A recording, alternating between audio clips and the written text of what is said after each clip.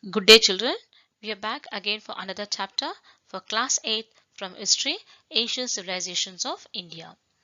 Ancient civilizations refer especially to the first settled and stable communities that became the basis for later states, nations, and empires. All these nations had certain features in common. They built cities and invented forms of writing. They learned to make pottery and use metals. I will say ancient civilizations of India. The more famous ones are the Egyptians, the Chinese, the Indus Valley, and the Mesopotamians. Now we are going to go in detail about these ancient civilizations of India. Now, what are the contents you're going to study in this? It's about the nomadic life. Next, ancient civilizations of India, that's the Indus Valley civilization. The first urbanization, how cities started, special features of the cities, town, planning, lifestyle and decline of the towns, development of Vedas, the types of Vedas and Vedic period. Now, how was man in the beginning? You can see the pictures here. So, archaeologists have come across signs of huts and houses in some places. They're excavated. Excavated means they have just found out. Archaeologists' work is what to finding out. Okay, a cellar in Bazaar in Kashmir. People of those times used to dig shallow pits in the soil and live in them. Okay, and there are instructions. I mean, you can just find out the steps leading to the pits also. These were built in this manner in order to provide protection from the cold weather and wild animals. Earthen pots have been found inside and outside such pits. You can see the pictures there. The nomadic life, how the men used to go from place to place in search of food, clothing and shelter. The areas, the next map shows you the areas where they were staying in India. Okay, and the hunting what they had done, all these are there in the pictures for you to see, children. And there's a site named Mehra near the fertile plain of your Bolan Pass, which leads to Iran. The people of Mehra were the first ones to have learned the cultivation of barley and wheat crops and the rearing of goat and sheep. This is the first village that has come under our notice. The people of Mehra lived in houses. Some houses had 4 to more rooms also there. Many sites have been discovered here which not only have the fossils of animals but also graves. People and animals used to be buried together here. That's an early stage of a nomadic life. Now, let's go to first urbanization. Means slowly from the nomadic life, they started settling near the river valleys and slowly your civilization started. Now here, can we come back? The ancient civilization of Harappa was discovered by the engineers when the railway line was being laid 150 years ago in the Sindhu Valley. You can just see the map there, children. There, the Indus Valley civilization, how it has occurred near the Sindhu Valley, the regions of your Punjab. Now they thought it was a mound of excellent bricks. They utilized the bricks for the construction of railway lines. Now what happened? In this way, many houses which had been burned in the soil were destroyed. Subsequently, archaeologists took up the research in this area and they were convinced it was such that definitely an ancient city buried here. Since the sites around the city resembled the sites discovered earlier, they were called the Harappan civilization, which was nearly 4,600 years old by the archaeologists. Now, in this, what you're going to study now, the Indus civilization. I think you can see the Mohenjo-daro, the important city, the Harappa, the important cities there. Okay, so these are the important cities of your early civilizations of your India. Now, we are going to study about this in this chapter, the significance of the city, the Great Bath, the town planning and your town life. Now, here what happens, you can see all the pictures I put forth here, how the city was there. They never were engineers or anything, but look at the intelligence they had in constructing the city. Now, we'll move forward. Now, we'll take our significance of the cities there. Now, Harappan had 2 or more parts. So, let's go detailing into that. Now, the western part is narrow and at elevated place, little higher places. Okay, the archaeologists are of the view that this was a citadel. The eastern part is wide and at a lower level. This area has been called the lower town. Every part had a wall made of burnt bricks. Okay, since the bricks around them were placed in interlocking means what? One stone they'll keep, the other one it will be there locked. So it will interlocking, okay, manner. And so the walls were very, very strong. You can see the picture there itself. That's a great bath, the first picture what you have. See how they constructed the using the bricks by interlocking it. Okay, they were noteworthy building inside the citadel. Now, Mohenjo-daro is one of the important cities which had a water tank and the scholars call it as a great bath. You can see children, even the present swimming pool also will not have such a facility there. You can just see that it was built of bricks so as to prevent the seepage, the water being flowed out of the tank. The great path has steps. You can see the steps there, the first picture children there. So you can see the steps going around there, okay, for coming inside. Okay, all these things, the first picture there. Okay, the water was probably supplied by the tank to the tank by a well, and the bath has steps on either sides. Okay, and here you had even rooms around there, so they can go change their dresses. Okay, and here probably very important, people used to take bath in this pool on special occasions. Now fire altars have been discovered in other cities like Kalibagan and Lodhal. And Mohenjo-daro, Harappa and Lothal had constructed systematic granaries where they can store what? The grains. So look at the systematic life they led in those days there. Okay. Now, so let's go back a little further there about the town planning. Now, in a town planning, what happened? The habitation of the people was in a lower town. It was constructed in a very methodical manner, systematically laid out house. You can see the picture there. Okay, laid out houses, roads, drains can be seen here. Almost every person lived in either or one or the two-storied houses. And here the houses were built of bricks and had very strong walls. There were rooms all around the country yard inside. The main door faced the street. Okay, now none of the windows opened into the streets. There were bathrooms in the houses. Some houses had wells which supplied water. Look at the civilizations they had. It was almost like a present city they had. The cities had a very neatly laid out underground sewage system. The drains were built of brick and covered with stone slabs. The gutter of each house was linked to the main drain outside and enabled the flow of the dirty water from the house to the main drain. Holes were created in the drains to enable timely cleaning of them. So isn't it really to be appreciable, children? What a systematic life they led here. Okay, now little go a little further, still further. Now coming to your town life. Apart from houses, precious stones and metal were also found in the civilizations. Most objects were found were beads and seals. Okay, seal means you can see the children. It's been named also there. So they would have made like a slab there. They would have drawn all these things, and sometimes they'll even burn it there. This can be seen in the Mesopotamian civilizations also there. Okay, now this is what the seals are. Now here what happened? The people of this place have used expensive metals and jewelries. You can see the jewels there, children there. So it's like so you can just see how nicely they have see, no knowledge, no studies, nothing, but look at the way how they have done all the beads and earrings and all those things. Okay, the beads were probably used by the common people. Now what happened there? There is unknown script on the seals, means the seals are there, they don't know what they exactly want to convey here. Okay, so what happened here? The further, if you just go deep into that there, this reveals that there is no dearth of literate people. This enabled engravings of scripts on thousands of seals. The Arabian people's culture depend on your agriculture. You can see the picture there. You can see the man farming there. Okay, now here, and trade, wheat, barley. So some of the crops that was grown. So you can see the barley, wheat, the millets. Okay, all these were grown there. Mustard were their main crops. They had learned to grow cotton and weave cloth from it. We can say that they knew irrigation. No, when you don't have proper supply of water, we construct irrigation. Okay, that was also done those years back then. Since many towns are situated on the banks of the rivers, they had domesticated the humped bull.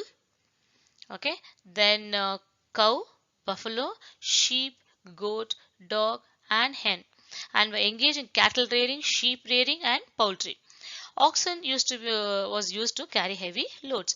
Trade and commerce had assumed primary importance along with their agriculture.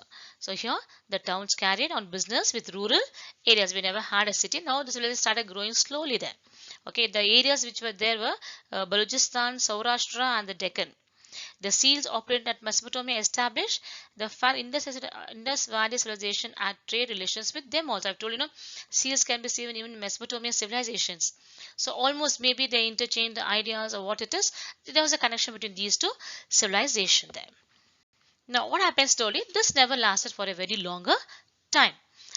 People, when they say civilization, they used to stay near the river valleys. Okay, and slowly what happened? Many reasons were there for them to get the civilizations just getting washed out there. So this is some of the reasons what exactly happened.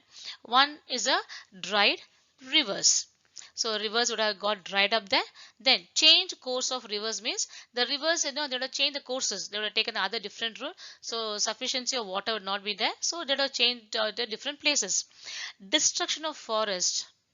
That's one of the main reason. Then inundation by floods. Okay. Then migration. So these people used to migrate from one place to another, maybe because of that all other above reasons like dried rivers, change courses, they would have migrated to different areas.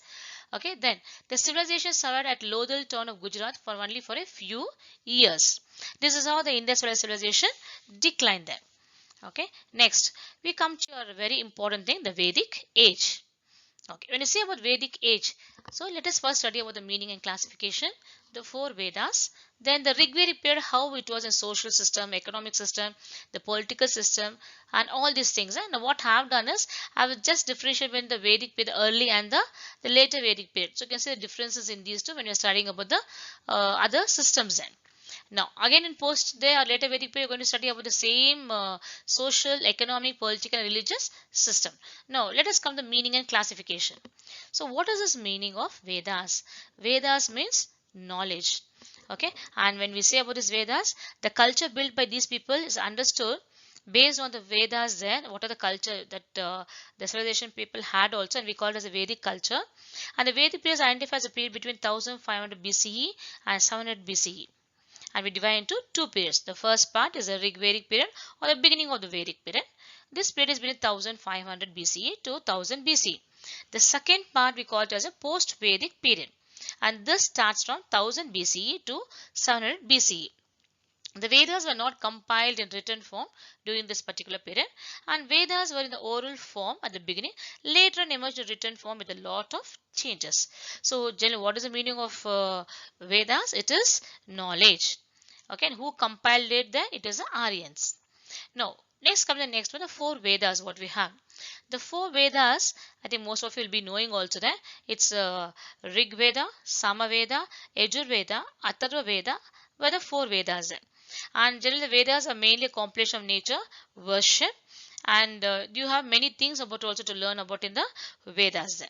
Now let us come to your Rig Veda, that's the first Veda. Rig Veda is the first Veda what you have among all the Vedas. Now let us come out study about this social, economic, political, and the religious system under that. Okay, and both the things. I'll just make a comparison between these two things. It'll be easy for you people to study. Now, come here. So what happens before going to the description of how exactly the differences are there? Let me tell you a few things here. The Vedic period of the Vedic age is a period of the late Bronze Age and early Iron Age of the history of India, when the Vedas are composed in the northern Indian subcontinent. You can see the places there. What is marked there? The northern Indian subcontinent between the end of the urban Indus Valley civilization and the second urbanization, which began the central Indo-Gangetic plain. You can see the location of the central Indo-Gangetic plains children there. Okay. Now what happened? Around 600 BCE. The Vedas were composed and orally transmitted, I've told you before also, right, with precision by speakers of old Indo-Aryan language who had migrated into the northwestern regions of the Indian subcontinent early in the period. There's a show, the map is shown there very clearly how the settlement took place then. Okay, children. Next, go a little further. There. Now, this is what I told you there. I made a differentiation in the early Vedic period and the later Vedic period regarding agriculture, trade, and industry. Let's go to the early Vedic period. They stayed in villages. They prayed for good rain, good harvest, good health, and large herds of cattle. I've told you already there. So when they stayed in village means it's understood they were a part of the people there, and definitely the occupation they knew was only agriculture, and they depended on a good rain for that. And the primary occupation was agriculture. Barley, yava was the only grain known to them, but later they started cultivating your wheat and all those things. Domestication of animals was secondary occupations. First was agriculture, second was your domestication of your animals. Cattle formed an important dana made to the priest. Okay, now here gomad was a main term used for a wealthy person who owned many cattle. And other animals domesticated include your dog, sheep, ox, goat, and horses. We call later Vedic period little modification from that. In addition to barley and what you call the yava there, new crops like even rihi and rice was also popular. And other crops like wheat, millet, bajra, sugarcane were also produced by them during a later Vedic period. And domestication of animals also continued in this particular. This is agriculture was the main thing, and later on domestication on animals was the second best thing they could do it. Now coming to trade and industry. Okay, changes took place in the way they used to uh, what is it, manufacture and all those things. Now what happened, they traded clothes and leather goods. Barter system was practiced, means exchange of goods for goods. Okay, next, cow was a standard unit of your value. They used horses and bullocks to carry goods. They also transported goods through inland rivers, means they used a boats within inside the places itself. They started having a transportation. That's why we had a barter system also. I've told you people there. Now many changes were seen in the trade and commerce later Vedic. They modified them. Now what happened? Nishka and Satmana coins were also used as a units of value. Before they had cow. Now they had what? Nishka and Satmana. The coins were used. Now ships were used and inland maritime trade also flourished. Guilds were formed where people, group of people used to assemble together and start what? Producing the goods, and which is controlled through prices and ensured good quality of your goods. This is how agriculture, trade and industry survived during early period and the later Vedic period. Now next what will be said in the early Vedic age, the politics and the administration. Now when you come to the early Vedic period, then they had an excellent kind of your administration. Okay, and here the reference of grama is there, children. Here it appears in Rig Veda. There tribes were living in gramas. Rajan or Raja was the head of the tribe, and the position of Raja was hereditary, like father, son, and it continued. Now Trukshi of Pura clan and Sudhas of Bharata clan are the most important examples for this. Okay, and in the political activities, invasion and suppression of non-Aryan tribes like Dasyu and Pani by the Aryan, one of the major parts of Rig Veda considers Dasyu and Pani as inhuman. They used to have a the misunderstanding between themselves itself. Okay, now you have two things. Okay, the Samiti and the Sabha. Now, what are the Samiti and Sabha? So, the Samiti dealt with policy, decisions and political business included common people there. Next, the members of Samiti points for the grievances of the people to the king. So, those days, they had a government where what are the problems they had also, they used to go speak to the king. Now, what happened there? Later on the Sabha, what happened in the Sabha? Less political in character, was a more select body of elders or the nobles. In a Sabha, what happened? The members all were friendly and they belonged to the king's side. Okay, then this is mentioned by the Atriya Brahmana there, and women who also attended were called as Sabhavati, which was later on stopped. You can imagine how women were given so much a big status to participate in the political issues there. Okay, next coming further there, now come to your social life. When you come to social life, you had the four varnas. So which are the four varnas you'll come across there? It was your Brahmana, Kshatriya, Vaishyas and Shudras. So before you never had those things. A little modification from the, what is it, the early age. In early period what you had there? You had the three varnas. Okay, and Shudras also were there, but little modification in the later Vedic period. You had what the four varna: Brahmana, Kshatriya, Vaishyas, and Shudras. Okay, that were found in the later period then. And Purushasuka implementing certain changes became more strong here. Brahmins used to accept gifts, okay, for conducting yagnas and rituals, in owning lands, receiving cows, offering puja, and in matters related to god, Brahmins had gained a lot more prominent position. And Kshatriyas will generally belong to your the king's side, the warriors. And later the word Vaishyas were found here, and they're all like merchants.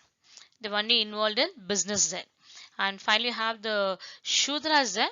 They were a part of the Varna system but were kept at the lower end of it. Now, come a little further there, what happened there? Here, you can just see here a lot of differences were there. Some of the early food collecting tribes like Nishada and Chandala were grouped as untouchables. Women who were very high in the early Vedic period had been played a very lowest position in the social hierarchy. Okay, there was a reference of dowry in Atharvana Veda. There was no proper benefit for the women's work. There was no practice of child marriage there. Okay, polygamy was prevalent in having more than one wife. Okay, all this were prevalent there. And but one thing was the widow could remarry in this particular later Vedic period. Now, I can just triangle there. The Brahmanas are the priests, the Kshatriyas, then Vaishyas there. So, which are the people who come under all this category? There's a triangle shape, the pyramid shape. You can just see all those things. Okay, now for going further there. Now come to your Gurukula system of education. Okay, the entrance to the Gurukula was at the age of 7 there. Okay, received education till the age of 25 years. And these Gurukulas, you can see the picture there, they were kept in the forest. You can see many stories of Ramayana and all this, where the prince or the king's children used to go settle under a guru. Okay, and they used to be there for a few years there, then they used to come back. Okay, and students like the guru's children, okay, guru was a spiritual father for them, and a simple disciplined life was the life was taught to those people. Okay, and what students used to do under the guru, they used to clean the house, they used to draw the water, gather wood, they used to go to each and every house, also gather rice, they used to come and collect and give it here, and the guru's wife used to cook that. This was how it was. The method of teaching was what? Learning through, okay, through guru dakshinas was also there. Then many things, and in this women were not allowed to receive any education at all. So all this you can see, children, in your later Vedic period then. Okay, this is what we are going to say. And apart from that, you had some things like in the Ashwamedha Yaga. You'll be seeing in Ramayana period also, where that horse, what happened, it belonged to a particular king, would be let loose. Okay, and a contingent of specially trained soldiers would follow it. Whichever place a horse wandered into, the king of that land would accept the sovereignty of the horse owner and pay tributes to him. If anyone stopped the horse and tied the horse, the act would be seen as a challenge and a battle between the two kings, and this would follow on there. Okay, in this manner, the horse would return after 1 year, having victoriously conquered all the territories. It was then that the Ashwamedha Yaga was performed. It was the desire of the most of the kings in those days. And finally, you know what all happened in the later period of your Vedic then. Okay, we come to the end of the chapter, children. Hope you have understood that. Okay, thank you for watching it, and try to go through the videos often there, and just clarify your doubts through your mail. Thank you for watching it, children.